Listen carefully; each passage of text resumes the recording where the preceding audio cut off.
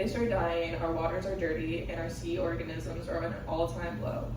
We are distributing the natural flow of water in the state of Florida and ruining the rivers and Everglades.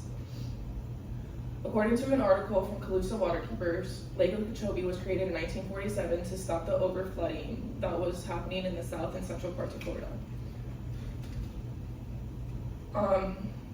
In 2024, the discharges started in February, issued by the Army Corps because the water levels were abnormally high for the dry season, and they wanted to make sure that all the waters are out before flooding starts before hurricane season, roughly the end of July.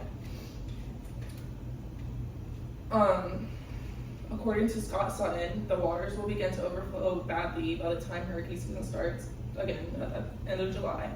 And these dams were originally created by sugarcane producers, because back in the day, the producers needed more water to make more sugarcane.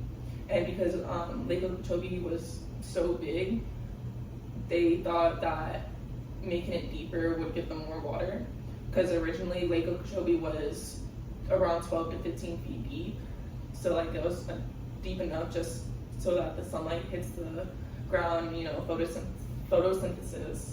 So there's grass at the bottom, and there's fish, and everything was all nice and clean. And then when they built the dams, the waters started making the lake deeper. So all that grass turned into muck and dirty water.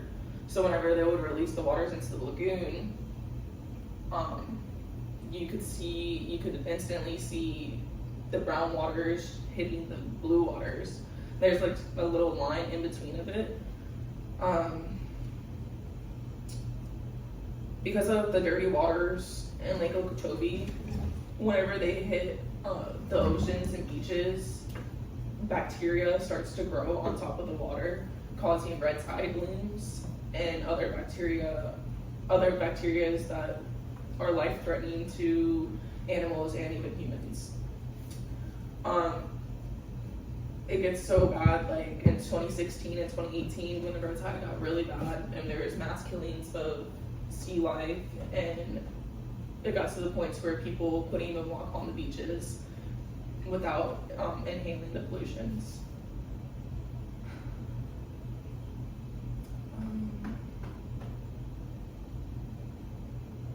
Every time Lake Okeechobee, no, I just saw it. What can we do to stop this? This crisis doesn't stop, or this crisis has never stopped since for the past 60 years. Politicians and a lot of people try to fight it, but the sugarcane producers pretty much built an empire to where they just paid off the politicians. They paid off the politicians to stay quiet and to basically stop fighting it anymore. So what we could do now, instead of having the government trying to push it under the rug, all of Florida needs to come together to start foundations and